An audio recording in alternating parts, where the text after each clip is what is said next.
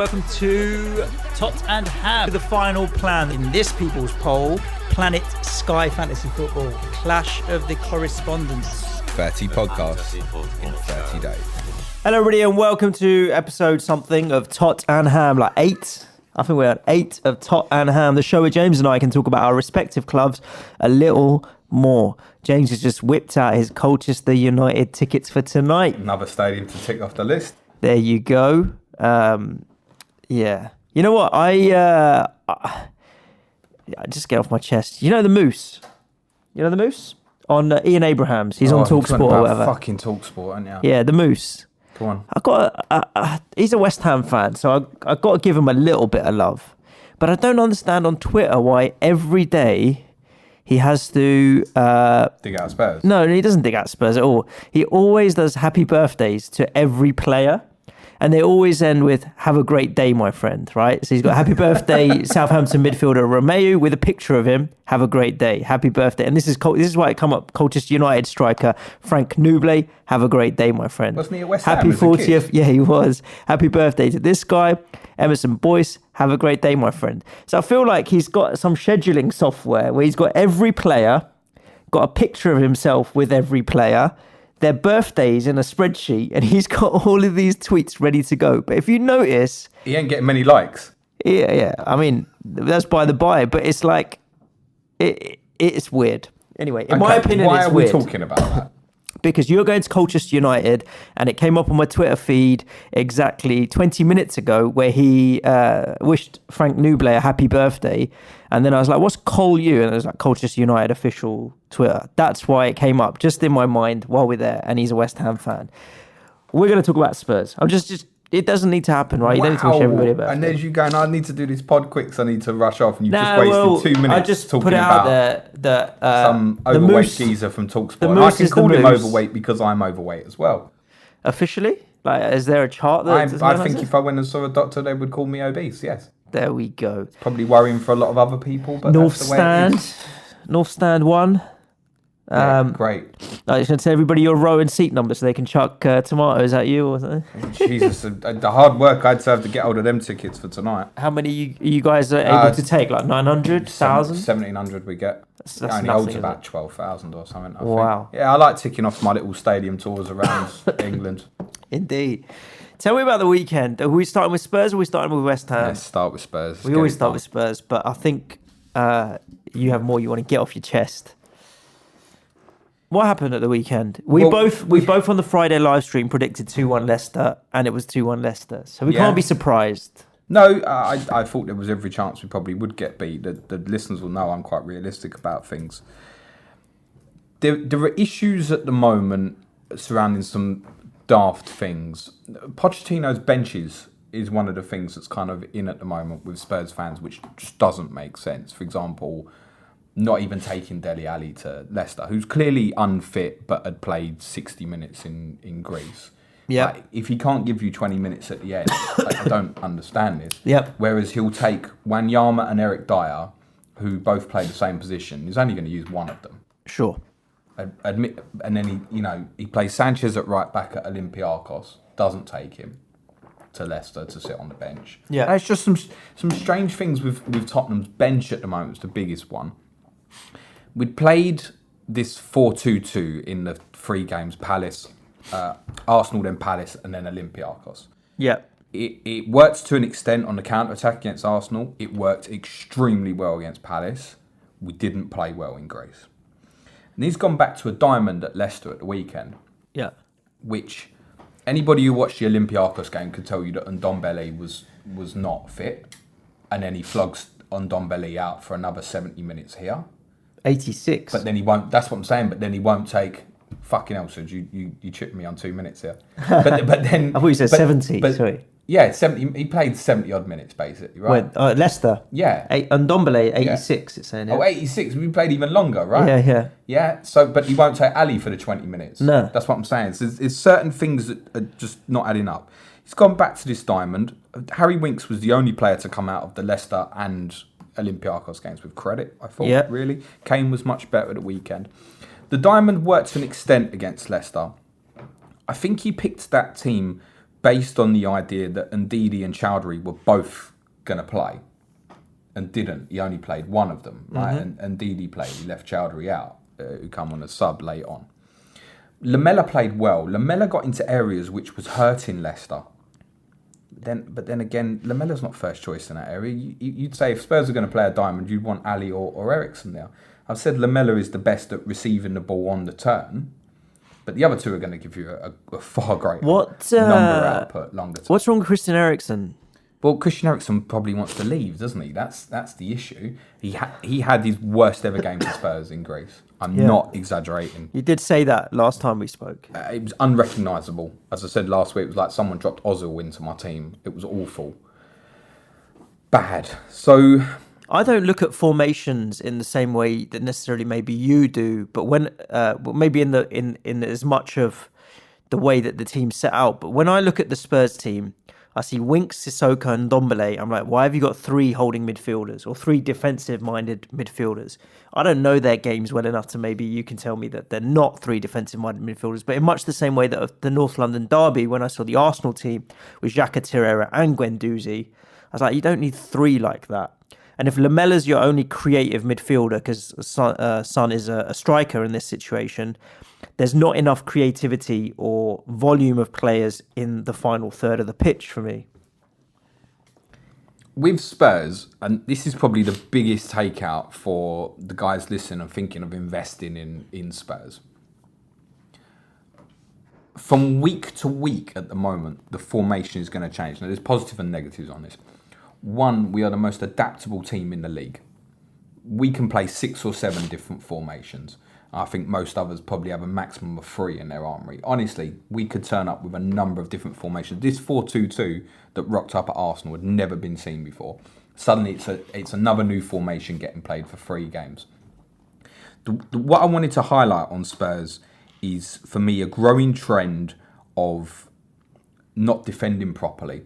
And when I say not defending properly, it's not a case of you're not defending balls into your box. I think Alderweireld and Vertonghen particularly deal with that sort of thing very well.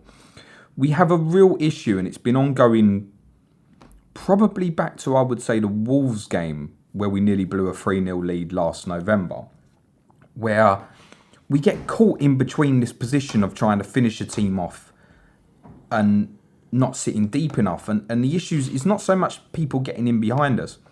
It's the gaps between defence and midfield, which is causing the major issue. Because although Winks obviously played central of Ndombele and Sissoko at the weekend. No coincidence, by the way, that Sissoko went off and we conceded straight away.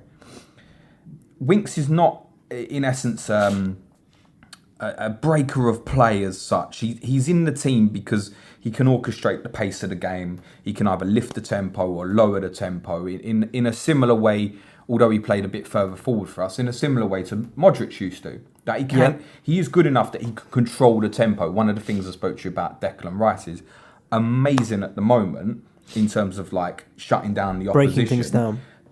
But doesn't have the technical qualities on the ball to carry the thing and drive through from his passing range, as say Winks has got. Now, Rice can improve. When on the main pod yesterday, I said the first player I'd take on a rethink was Rice. And it leads me back to Eric Dier.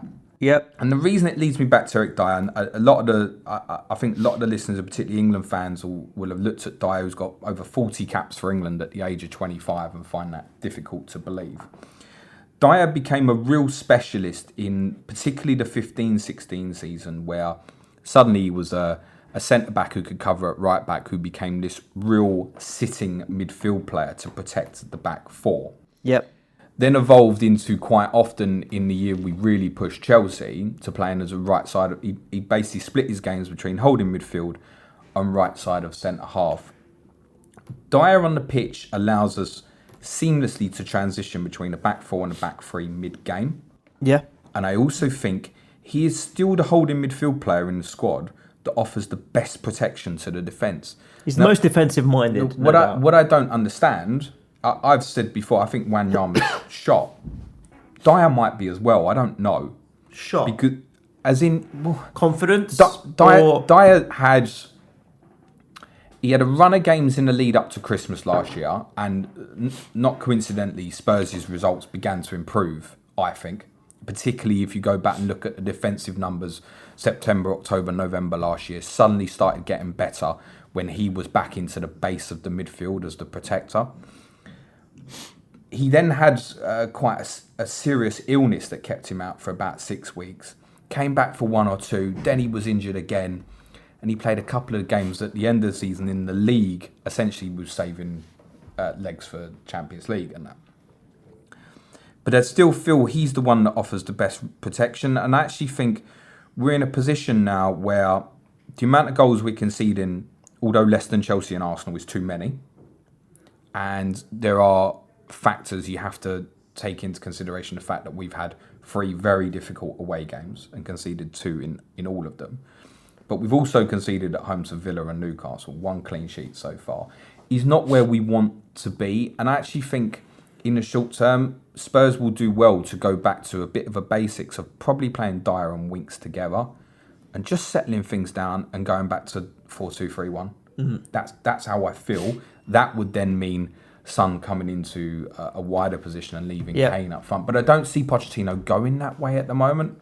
He seems obsessed with having this extra number in the midfield at the moment. That unbelievable team from 16-17, where we were ripping teams in like 20 minutes at White Hart Lane, didn't have an extra body in the midfield. No. It was either 4-2-3-1 or 3-4-2-1. And the 2 were commonly during that end of the season were either 2 from 3 of Wanyama, Dier and Dembele. Yep. Dembele's been a big miss, and hopefully in time, Ndombele is going to step up to fill that role. But I think it's going to take quite a considerable amount of time. The reason why I would like to get Dier back in the team at the moment, or at least to have a look at it, is we've got enough firepower anyway. I feel like we've gone and played at Leicester. There's no use of Eriksen. Haven't taken Ali. You give him more like 5 minutes at the end. By playing just the diamond, we're restricting ourselves. And we don't, I've said this before, the fullbacks aren't good enough to be able to do the job that you're expecting of Rose and Aurier to try and compare to Robertson and Alexander-Arnold. It's not. Yeah, it's you not, can't compare those. That's enough. like chalk and cheese. I mean, those two are at such a different level. I think that's where he wants to get to, is to have 2 fullbacks that can try and be comparative. They spend more time in the opposition's half than they do in their own. It's mental. Well, the average position is normally higher than Liverpool's midfield 3. Yeah, it's ridiculous. And very hard to get. Anybody who looked at the kind of plot maps from the weekend would have seen that Serge Aurier's position, particularly, was extremely high. And I know a lot of people are looking at him. As I warned on the main pod yesterday, Walker Peters will probably play at Colchester tonight. He's fit. And Wanfoyt, I understand, is not far away either. So it's a massive game. We went up overnight to 5 million. I saw a few people tweeting today, I'm now priced out of it. Probably done me a favour. I probably agree. Yeah. Because on the other side of these good free home fixtures, Brighton away, the good free fixtures coming up is Everton away and Liverpool away. And I don't know, are you getting Aurier in for like 3 games? Are you even going to get the 3 games? Nah, he's not one for me at the moment. He's priced well, but I think, there's other things that I'd rather do. I'd rather have 3 at the back than have 4 and make Aurier one of them and find value elsewhere. There are big defensive question marks at Spurs at the moment. And it's not caused by the 2 centre-halves who are ageing but were never full of pace anyway. The problem is how we defend winning positions at the moment. We're getting caught between trying to finish teams off and not defending properly. I think at that point, you can moan, obviously, the incident for, look, by law, it's offside, we all agree. To then concede so quickly afterwards, it's not strong enough. We need to be better than that. As I said to you a couple of weeks ago, don't go to Villa and be happy with the draw. No. I wouldn't have been happy going to Leicester and having a draw. So what do you think happened? So it was 1-1. I'm just looking at it 1-1. Maddo scores pretty late on, 85 minutes. That at that point, you'd made a couple of substitutions. Do you think... so the first substitution was a defensive one, Wanyama for Sissoko. Well, Sissoko was on a booking. I think that's why he was taken So Wanyama got himself a yellow. But Eriksen came on at 79 minutes. The first thing Wanyama did was give the ball away. Do you think that 79 and 86 minutes for those attacking substitutions is quite late in the game? Were you looking to win the game, or were you happy with the draw? Do you think looking to win the game? You think Yeah. Poch was out there? But looking it to win? also looked more likely at that stage that Leicester would We're win gonna it. win it. So I think you have to, sometimes you've got to box clever and understand it might not be your day. Yeah. I think there was a little bit of still try and win it, because obviously if Aurier's goal had counted at 2-0, we almost certainly would have won the game. Yep.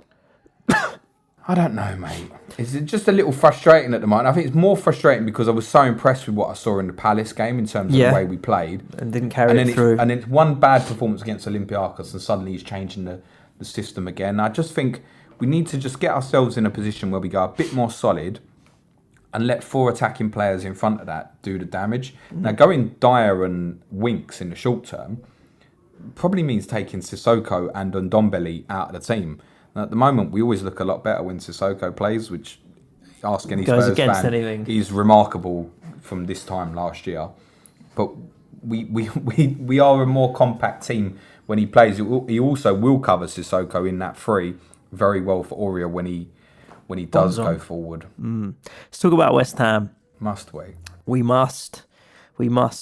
So we're obviously second home win in a row against Manchester United. We talked about it on the Monday show, which was the People's Poll, because that was a Manchester United-based show, and obviously we had just beaten them. Where you're talking about how you're very flexible and change your formation, we have a system that we stick to, really. We hardly change formations. Now, we talked about it. The thing I like is that we have a system and we have the players to fit the system and we just play it, and that's it. It's not a case of square pegs in round holes. You've got 4 at the back. You've got 2 defensive-minded midfielders in Noble and Rice. 3 in front of a front man. You've got a big front man, and that works every time. And we have options everywhere apart from up front, which seems to be an issue now. The only thing that I would say is different now is, like we've noticed, Rice is able to play that defensive holding midfield role on his own, which allows Noble to venture further forward. And I'll tell you what, he's having his best season in a long time. He's playing really well, leading the team. And things are all pretty positive around the club. You're talking about defensive issues. I was reading an article on the website today, where a little interview with Issa Diop, and he was talking about how happy he was about keeping the clean sheet. So it's easy to win games if you don't concede. It makes it so much easier to win games. This is like a stupid thing to say, but he's right? We talk about 3 clean sheets on the bounce. It's 4 if you include the League Cup. So yeah, just that consistency of not conceding goals is really, really important for us. Just so un-West Ham-like at the moment. We're going to Bournemouth away this weekend, and there's 50% of me that thinks we're going to win 3-0, as we always do, and there's still 50% of me that is like, shit, this is where the wheels could easily come off, because that's what's happened so often when we've shown promise in the past. Let me ask you. That season we finished with Slaven 7th or whatever we ended up. 6th or 7th, I can't remember where we finished that year. Well, what nobody remembers from that, I think you finished 6th in the end, I think. Yeah. Before you beat United 3-2 in the last game at Upton Park, on the Saturday before, you lost 4-1 at home to Swansea. Yep. I don't know if you recall that. I don't. Nah, that's Rain Man here's. Yeah. But if you'd have won that game with 2 games to go, finishing in the top 4 was in your hands. Yep. I remember. Are we talking 15, 16? That's correct, yeah. 7th we were, yeah. Southampton finished above us. Would you lost believe at it? Stoke last game, I think. Yeah, we lost at Stoke. Yeah. Yeah. But if you'd have beat Swansea, it was in your hands. Yeah. Let me ask you, the next 6 games. Bournemouth away, Palace at home, Everton away, Sheffield United and Newcastle at home, Burnley away. Yeah. 6 games there. How many points do you want from that? 12. Good. 12 realistically as a minimum. 12 is the minimum that I want from there. We should win all 3 of the home games, and we can get something away at Everton and Bournemouth, in my opinion. If you want to be considered amongst this, yep, that's the minimum you need to get from those 6 games. I agree with you. 12 points. Yeah, my only concern is up front. Without Haller, we have no other backup. We've got Ajeti, and that's it. And it doesn't seem like that's going to be enough for this season. Do you think if Haller was for whatever reason injured, he would just stick a... He's Swiss, isn't he? Ajeti, yeah. Would he just stick him Albion Ajeti. I think he's like Albanian Swiss, you know, like Shaqiri and these guys. Kosovan Albanian Swiss, yeah. A mixture of something or other. I think he would play him. I think he's gonna play him tomorrow night against Oxford away because he played him against Newport. So he'll switch to a League Cup side, which will involve Jack Wilshere. You'll be happy to know, but I think he will play him, and then we'll get to see a little bit more of it. He played too much with his back to goal for my liking against Newport. So let's see how he performs against Oxford. But all in all, it's well. Aaron Cresswell, I feel for, because I think he's going to lose his place back to Masuaku. It was one of the questions I was going to ask you, yeah. Played okay, and he scored a great goal, but he's not really in there for the free kicks because we have other free kick takers as well. But I think he's going to lose his place to Masuaku. Masuaku just offers so much more going down, moving forward. And that would be that, really. Lanzini's not far off. Hopefully he'll be fit soon. Did he definitely come back in for Fornals if fit? Yeah, 100%. Fornals, I think, we have to take it easy with him. Let him find the pace of the Premier League. There was a few times in the first 20-25 minutes where he's a bit slow on the ball, where you'd think he had time, but he doesn't. This is the Premier League. You need to speed up, mate. I think he played fine. He is all right. He didn't stand out. No, I don't think anyone did, really. I don't think anyone. No, we did. Said on both the pods, I think that like solid, not spectacular. Yeah, it's not a bad thing. By the way, no, it's not a bad thing to go into a game like that, be solid, win 2-0 comfortable. It's a non-West Ham thing, if you will. Yeah, I'm fascinated how you're going to get on these next few games. I think, again, like I said to you before, Villa, go to Bournemouth this weekend. Don't be happy with a draw. Yeah, no, we shouldn't be. Go and win the game. I don't want to hear none of this bollocks in the tunnel afterwards. We could have finished it. We're happy with the draw at the end. I don't want to hear none of that. Yeah, I mean, look, we lost there last year. So... was that dodgy Callum Wilson handball? Was that a draw? Was it a draw? I thought we lost. They're 3-3. We'll soon find out. Well, we didn't win, I'll give you that. Bournemouth, West Ham. I love it when Suj tries to challenge me on football, especially when it's challenging about his own team as well. Where's the history? More about this game. I'm sure it was 3-3 last year. Stats. It doesn't tell me the result. Why don't I just Google Bournemouth 3, West Ham 3, and see if it comes up. I'm right. Yeah, Rain Man here is fixing that. Who would you advise the guys to go on for West Ham if you're advising? Yarmolenko, I like the look of, but he's a little bit riskier. 2-0 to Bournemouth. Oh, I tell her that the 3-0 was the year before. Yeah, I thought we didn't win. We got beat comfortably. 2-0 to Bournemouth. With Callum Wilson and a Josh King very extra last minute injury time sealer, let's say. I would say Yarmolenko because of the price. If you're in that budget area where you need a £6 million player. So my philosophy is that every Premier League, every FPL team should have two differentials, less than 5% or less than 10% ownership, whatever you want to call it. Go template with 9 out of your 11 or even your bench. I don't mind that. But have a couple of differentials that you feel are going to do well, and he fits into that bracket. So if you're looking for a couple of Maverick picks, then Yarmolenko isn't a bad shout. Diop is a machine at the back. I don't think you'll get many attacking returns from him. We didn't seem to get a lot of set pieces. I don't know why we didn't seem to win many, but he's a decent unit. 4.5, not a bad shout. Yeah, that's it. Fabianski will always get save points. If you want to be a bit flush and spend 5 million on a keeper instead of 4.5, he's not a bad shout. And for the guys, Allaire, keep or not? If you've got him, keep him. With that run, it doesn't make sense to move away from him. Unless you're on a wild card. What if you are completely happy with your 10 other players and you want to move to Abraham this weekend? That's very much a decision that makes you happy more than one that you need to do. Cool. That's one for the YouTube man. Charles holding me 5 fingers and I'm giving him 2. On Spurs to close. Let's do it. If you want to get Sonny in, get him. But I'll repeat what I said. If it's a choice between Son and De Bruyne, do not be coming off Kevin De Bruyne. Yeah, De Bruyne is De Bruyne, man. If you've got Harry, come and join the party. I'm captaining him this weekend. For 3 weeks, you said. If you want to go back out of that now. All 3 weeks. If he's fit, he's getting it all 3 weeks. Unless he gets like 5 this weekend, I might sell him straight away. Why? Why are you saying fuck?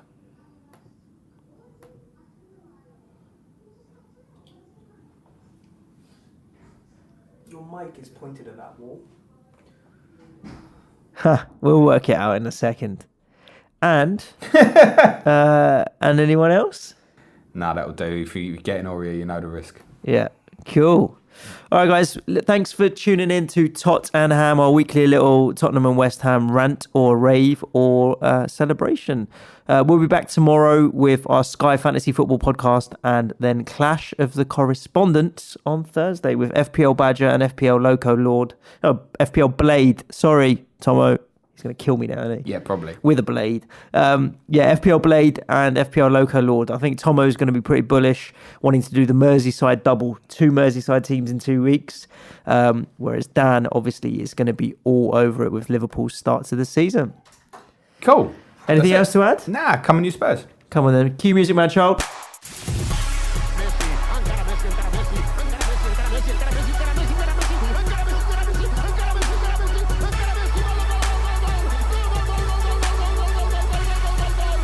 Fantasy Football Show.